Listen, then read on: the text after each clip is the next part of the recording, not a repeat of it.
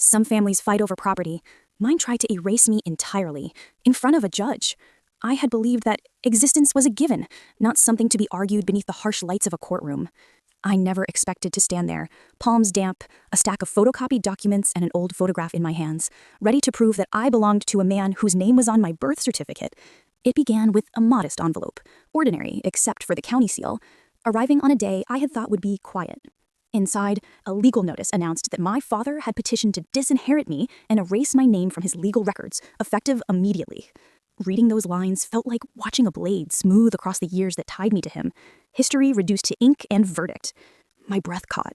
My childhood memories, the fishing trips, the scuffed kitchen table, the voice that taught me how to tie a shoelace, suddenly existed on a single, slippery page that someone else claimed had been revoked. When people say families fall apart over money, they seldom mean literal erasure from paperwork and memory. The coldest part was that my father was already dead. He'd been gone 6 months, buried under flowers and eulogies, while a petition bearing his name moved through clerks' hands. The absurdity and cruelty of it made my hands steady with a different kind of purpose. If they could try to remove me with a piece of paper, I would answer with every witness, every record, every stubborn piece of proof that said I belonged. This is where the fight began. I refused to vanish. I would prove I existed now. At first, I clung to the hope that it was just a clerical error, some bureaucratic tangle that would resolve with a phone call. But before I could even pick up the phone, my aunt called me instead. Her voice was hushed, like someone might be listening through the walls. "This isn't a mistake," she whispered. "Your stepmother filed it. She claims your father wanted it done." The name sent a cold ripple down my spine. Lydia. She had been in the picture less than 5 years, sweeping into our lives with polished charm and calculated sweetness. To the world, she was elegance wrapped in pearls. To me, she was the woman who demanded that I call her madam in my own home. I remembered the way she lingered in doorways, observing every interaction between me and my father, as though measuring my place against her ambitions. Now the petition claimed my birth certificate was fraudulent, backed by a statement allegedly signed by my father just 2 weeks before his death. The very idea was absurd. He could barely hold a pen in those final days, let alone draft legal declarations. The paper didn't just attack my inheritance, it attacked my identity, suggesting that I was never truly his child, that my very existence under his name was a fiction. I stared at the notice again and again, the words blurring into something venomous. If Lydia succeeded, she wouldn't just take money or property, she would erase the truth of who I was. And that's when I felt suspicion shift into certainty. This wasn't about clerical errors, it was about power. And Lydia was orchestrating it with ruthless precision. My lawyer, Marin, didn't waste time with comfort. She had a way of looking at me that stripped sentiment from the air and replaced it with blunt truth. "If they succeed," she said flatly, "your inheritance claim evaporates. But worse, your legal identity and relation to your father disappears. No legitimacy, no acknowledgement. On paper, you become no one." The words landed heavier than I expected. I imagined official documents stamped and filed away, birth certificates amended, records altered, my name scrubbed from archives as if I had never belonged to him. I thought of school forms signed in his careful handwriting, photographs of us together that meant everything to me, but would mean nothing to a judge if Lydia's petition held. Marin spread a file across the desk, each sheet a glimpse into the arsenal we were assembling. Medical records, bank statements, copies of deeds, proofs of life, proofs of connection. "We have 2 choices," she continued. "We can let it happen quietly, no court appearances, no headlines, no messy cross-examinations." Her eyes lifted, sharp. "Or we fight it in probate court. But if we do, every secret your family has been hiding will come clawing out into the light. Once it starts, you can't stop it." My pulse hammered in my ears. Secrets? My family had more than its share. Unspoken arguments, missing money, sudden silences when certain names were mentioned. What would come out if this battle began? But the alternative, to disappear quietly, was worse. "I'll fight," I said, my voice lower than I intended. Marin nodded once, almost like she'd expected it. "Then brace yourself. This thread, once pulled, won't stop unraveling until the whole fabric falls apart." The courtroom didn't feel like a place for truth. It felt like a stage, every cough echoing, every shuffle magnified by the silence between testimonies. The air smelled faintly of disinfectant and old paper, as though even the walls had absorbed decades of disputes. Lydia arrived as though she were attending an awards ceremony, not a hearing that could dismantle my existence. A tailored charcoal suit clung to her like armor, and her pearl necklace glimmered whenever she moved her head. She looked untouchable, the image of dignity and composure. But I remembered the other. Lydia, the one who used to insist I call her madam at the dinner table, her lips curling when I hesitated. That private cruelty was nowhere to be seen now. Here, she played the part of the grieving widow with elegance. Her attorney rose, voice steady, words sharp as scalpels. "Your Honor, what we have here is not the claim of a daughter, but of an opportunist. My client's late husband was too honorable a man to disown anyone without cause. The fact that he sought legal separation of this alleged relationship speaks volumes." Alleged relationship? The phrase lodged like a shard in my throat. I wanted to shout that I was not a stranger, that I carried my father's eyes, his stubbornness, his very name. But my jaw locked so tightly I could taste iron, metallic and bitter. I could only stare at Lydia as she lowered her lashes, pretending to dab an invisible tears with a white handkerchief. The jury leaned in, sympathetic, already caught in the performance. The first blow had landed. Not on paper, not in evidence, but in perception. And perception, I realized, could be as dangerous as any forged signature. The folder slid across the polished oak table with a quiet thud, yet to me, it might as well have been the slam of a prison gate. The opposing lawyer opened it with theatrical precision, extracting a document whose edges looked too crisp, too deliberate, like something birthed yesterday rather than preserved from years ago. This, he declared, holding it up for the judge and jury, is a notarized statement, signed and witnessed, confirming that the deceased explicitly denied any biological relation to the claimant. The paper's language was sterile, but its effect was surgical. Words cut deeper than any blade. Denial, no relation, fraud. I felt my pulse spike, my throat tightening. The date at the top was from a year I remember vividly.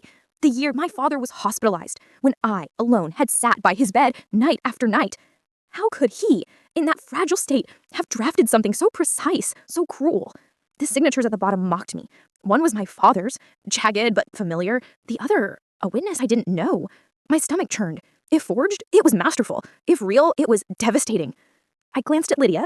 Her lips curled ever so slightly. Not quite a smile, but enough to confirm what I'd feared. She knew this was coming. My own lawyer objected, his voice straining against the sudden tide of momentum. Your Honor, the authenticity of this document must be verified through independent examination. Until then, it is speculative at best. But the jury had already seen the words, already tasted the doubt. The seed was planted, and seeds, once watered with suspicion, grow fast in the dark. That paper, whether real or forged, was not just evidence. It was a weapon, one sharp enough to sever me from the very bloodline I was fighting to prove. The courtroom's air changed the moment the words DNA test were uttered. Science carried a finality that stories, memories, even photographs could not. Stories could be challenged, emotions dismissed, but numbers, percentages, genetic codes, they wore the mask of certainty. The opposing counsel presented the report as if it were a holy text. A white envelope was opened with deliberate slowness, pages fanned out like scripture. Your Honor, the results are conclusive. There is zero probability that the claimant shares paternal DNA with the deceased. Zero? The word didn't echo, it detonated. I gripped the table's edge so tightly my fingernails left crescent marks in the polished wood. My mind rebelled. I could still see my father teaching me to ride a bicycle, steadying me with his strong hand at my back. I could hear him reciting bedtime stories, his voice carrying me into sleep. Were those memories counterfeit too? The judge adjusted his glasses, expression unreadable. The jury leaned forward, enthralled by the apparent finality. Lydia sat perfectly composed, her pearl necklace catching the overhead lights like tiny stars.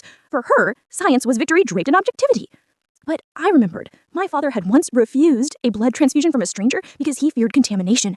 He distrusted hospitals, their paperwork, their labs. If he knew his blood had been taken, was it willingly?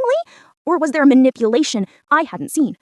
My lawyer requested a second, independent test, citing chain of custody concerns. His voice trembled, not from fear, but from urgency, as though he too sensed the ground shifting beneath us. Yet the damage was done. A number on a page had just painted me as an outsider. Cold data, indifferent to memory, had begun rewriting my very identity in front of strangers. For weeks, Lydia's arguments had been draped in the language of grief. She wanted the court to believe that erasing me was not about gain, but about protecting her late husband's dignity. It sounded noble, but nobility doesn't leave paper trails. Greed does. My lawyer, Marin, unearthed a trail where Lydia thought no one would look. The dusty filings of the county real estate office. It was there, hidden between property tax updates and routine title transfers, that the truth surfaced.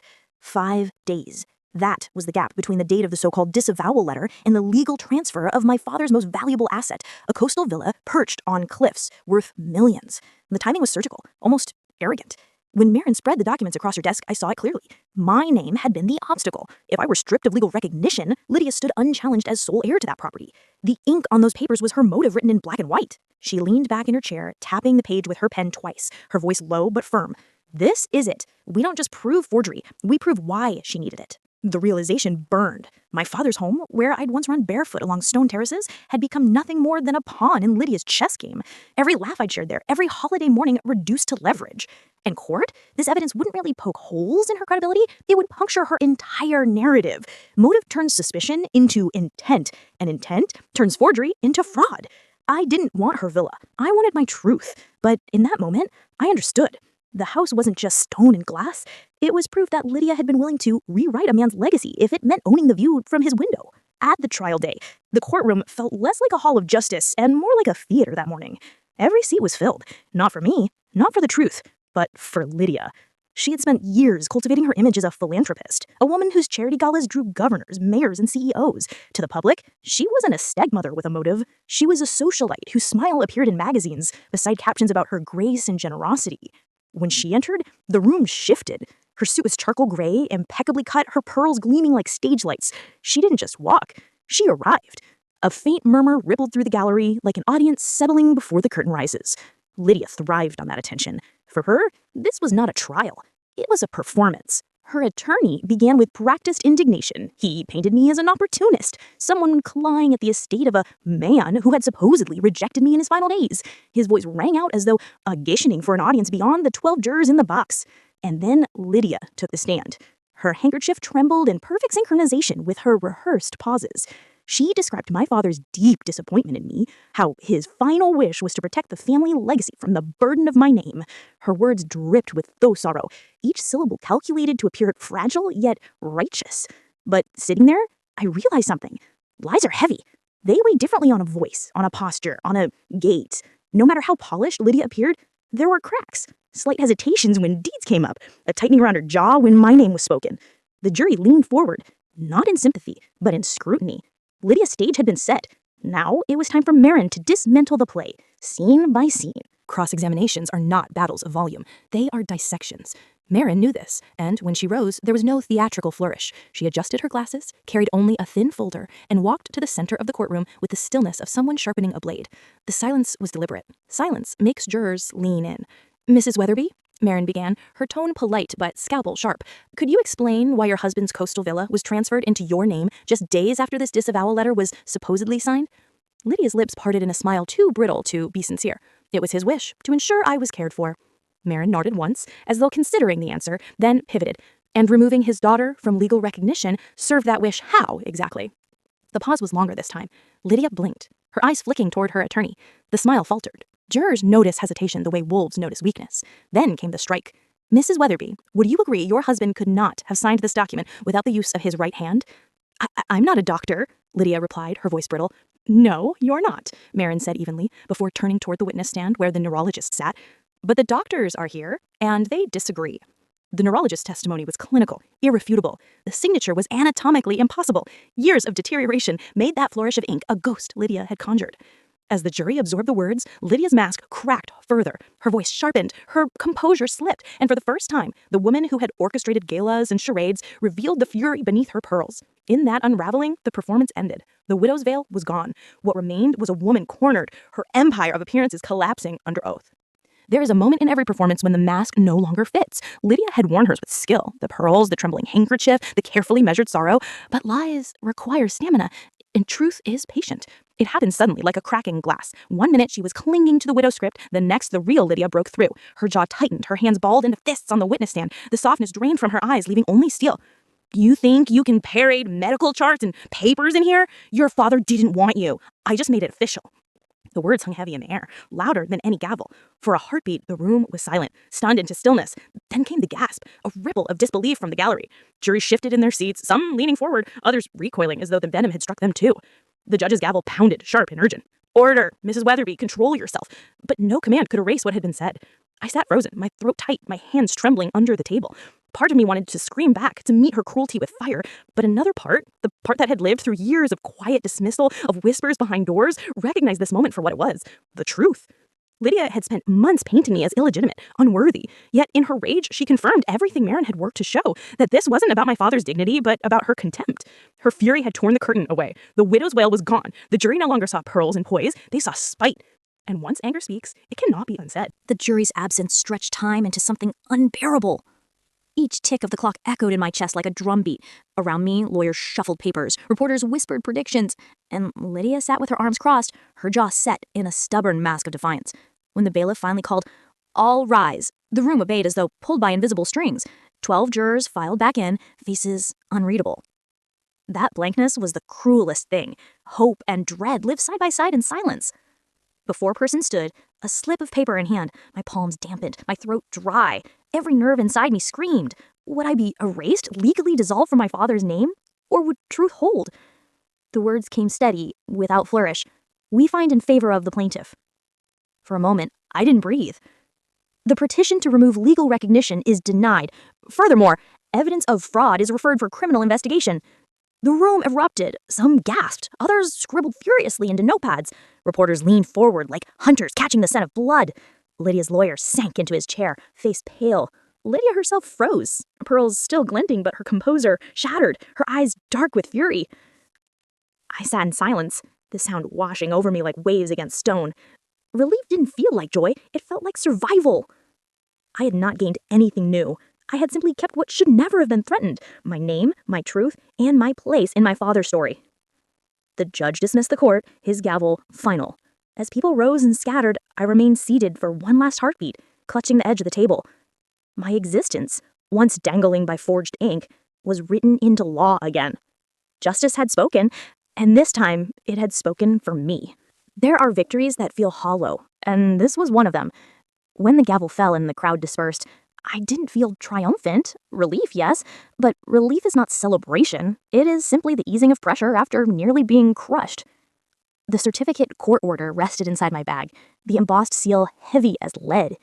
It was proof of survival, a shield against erasure, but no piece of paper could mend the wound of knowing how close I had come to disappearing in the eyes of the law, and in the story of my father's life.